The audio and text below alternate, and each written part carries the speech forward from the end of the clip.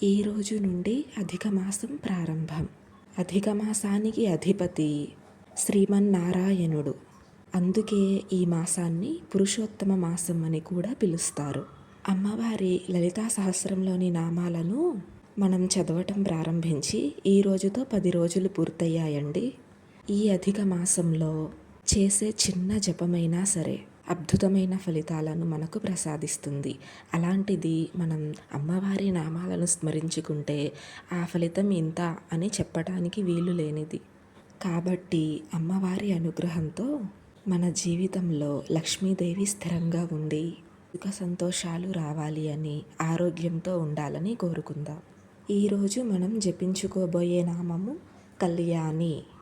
కళ్యాణి అనే ఈ అమ్మవారి నామాన్ని ఈరోజు 108 సార్లు జపించండి. అమ్మవారి ఈ నామాన్ని జపించటం వల్ల మన ఇంట్లో శుభములు కలుగుతాయి. కళ్యాణి అంటే శుభములను ప్రసాదించేది, శుభ లక్షణములు కలిగినది అని అర్థం.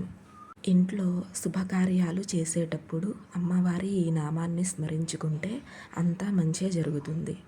కళ్యాణం అంటే పెళ్ళి అని అందరికీ తెలుసు, అంటే శుభప్రదమైనది అని అర్థం. జై శ్రీ రాధాకృష్ణ. రాధే రాధే.